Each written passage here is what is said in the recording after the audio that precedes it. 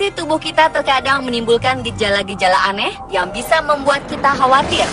Apa yang sebenarnya terjadi ketika kandungan menghilang tiba-tiba?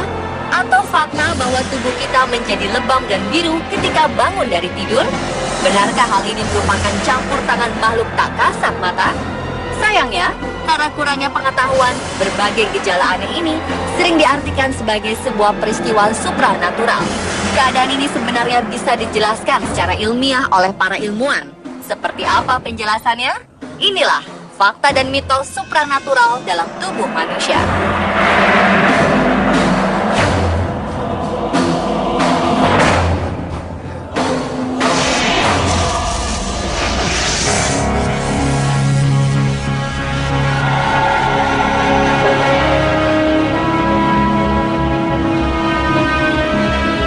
Peristiwa supranatural yang pertama adalah disunat jin. Ini kerap terjadi pada anak-anak laki-laki di usia bawah 10 tahun. Dalam semalam, penisnya tiba-tiba memendek dengan sendirinya. Karena fenomena ini, banyak mitos yang berkembang di masyarakat bahwa jin membawa anak ke alam mereka untuk disunat. Sang anak tidak merasakan sakit apapun karena disunat di alam jin. Bahkan beberapa masyarakat percaya bahwa anak yang disunat jin memiliki hasrat seksual yang besar. Namun menurut ilmu kedokteran, fenomena ini disebut parafimosis. Penis anak tiba-tiba memendek sendiri seperti habis disunat karena kulit penisnya tertarik ke belakang karena hal-hal tertentu. Bisa karena ereksi atau karena anak memainkannya. Jadi bukan karena disunat jin. Bagi yang beragama Islam, dokter tetap menyarankan sang anak agar disunat jika waktunya tiba.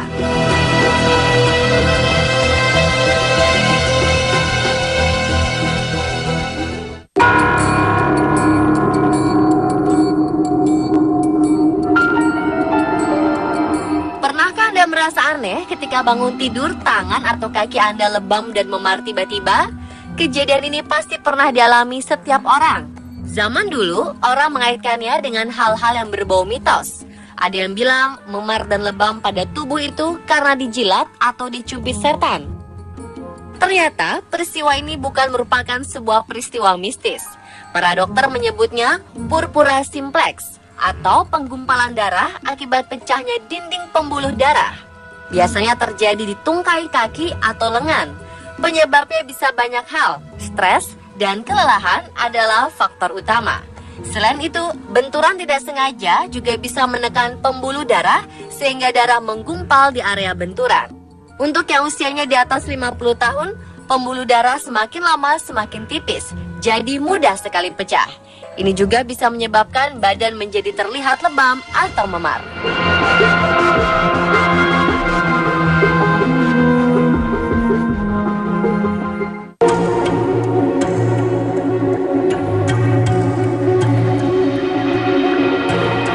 Ada peristiwa melahirkan tanpa hamil. Ada pula peristiwa kandungan menghilang tiba-tiba. Setelah merasakan kehamilan 9 bulan, tiba-tiba janin yang ada di dalam kandungan sang ibu hilang. Ini pernah terjadi pada seorang wanita di Gunung Kidul. Sontak seluruh penduduk geger dan menyangka bahwa janin sang ibu dicuri oleh makhluk gaib. Kasus janin hilang dalam kandungan disebut dengan istilah pseudocyesis di dunia kedokteran.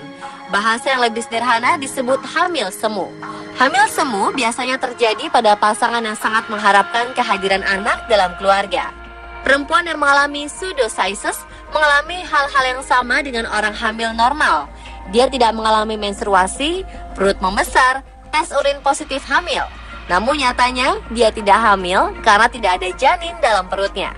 Kasus janin hilang biasanya terjadi di daerah pedalaman yang belum memiliki alat canggih.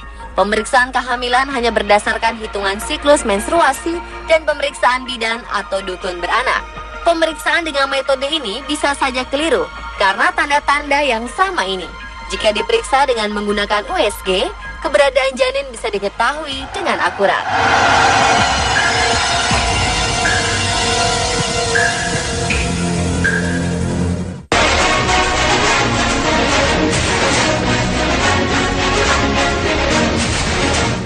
Pertunjukan ilmu kebal, banyak orang menyangka ilmu kebal yang didapat dari orang-orang ini adalah ilmu hitam, atau ada juga yang percaya jika orang-orang ini kemasukan roh-roh yang membuat mereka menjadi kebal terhadap senjata. Namun mengapa selalu terdapat kesalahan pada penggunanya? Ilmu kebal sebenarnya bukanlah sebuah kemampuan mistis. Para pakar menyebut fenomena ilmu kebal sebagai sebuah delusi pikiran saja. Pengajar ilmu kebal setiap hari memberikan sugesti kepada muridnya bahwa tubuh mereka bisa kebal terhadap rasa sakit jika berpuasa dan melakukan ritual-ritual tertentu. Sebenarnya syarat ini hanyalah sugesti agar pelaku ilmu kebal percaya bahwa mereka bisa melawan rasa sakit. Hal ini pun bisa dipahami oleh otak mereka dan memerintahkan tubuh mereka untuk tidak sakit terhadap aksi yang ditimpakan ke tubuh. Makanya para pengajar selalu menekankan muridnya agar tidak pamer terhadap ilmu kebal. Karena jika konsentrasi hilang, maka dia akan merasakan sakitnya. Kasus-kasus kegagalan ketika beraksi juga menandakan bahwa sebenarnya tidak ada makhluk halus yang hinggap di tubuh mereka.